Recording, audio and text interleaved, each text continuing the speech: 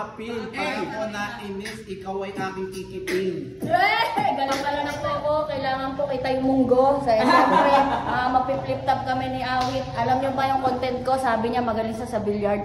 Titirahin kita. Mamaya ka na magpalit. Ito muna. Vlog mo muna yung RJ. Magpapang ano ko. Kasi kahapon, ito na isuot ko na nag-vlog ako. Papalitan Okay, ko. Ngayon kami, muling naghaharap. Tignan mo yung mukha nito, mukhang mapagpanggap. Pero seka lang, kulay niya'y dilaw. Buhok niya pa lang, naninilaw. Ano, tirahin ko na to. Huwag kang masyadong maapil. Pag ako nainis, ikaw ay aking kikipin. Galing pala na ito. Pero pag tinira ko to, malamang lalaglag sa akin to. Ako'y malalaglag, walang problema yan. Kapag ako'y nalaglag, ikaw ay babalabag.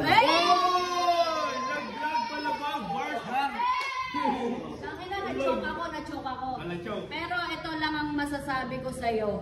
Pag ako nagubad dito, sigurado yan titi mo titiklop sa walo. Titi ko daw titiklop sa walo. Baka nagkakamali ka kasi yung butas ng ekop mo kasya yung bangko. Nagkakamali ka, wala akong ekop. Alam mo kung anong meron ako? Edits. May ano meron ako? Epit. Kakampi! Pang aking nanay.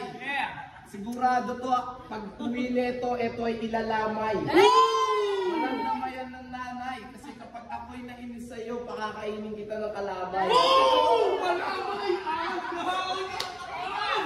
Nanay. Ano sabi niya? Kalamay. Papakainin niya ako ng kalamay sa lamay. Alam ko ang pinapakain sa lamay ay mga tinapay.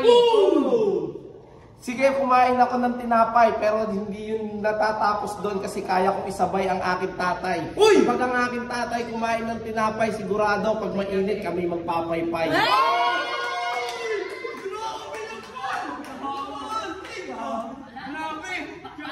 Parang Freestyle lang to, wala tayong mabubulol kasi pag ako nainis, ako'y nauulol. Teka lang, Auntie, alam ko magaling ka sa flip top. Pero sa ngayong araw na to, sigurado sa akin kay matitiklop.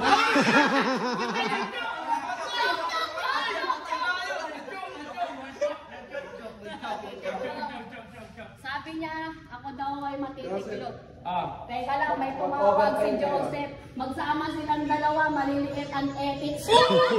At zero, magandang laban, talagang pinagandaan. Ano, ako. Wait lang, magbibis muna ako. Base ka na. O sige, kayo magbihes kasi ako'y aalis. Para kapag ikaw ay nagbihis, sasagutin ko ang iyong singit na kinis.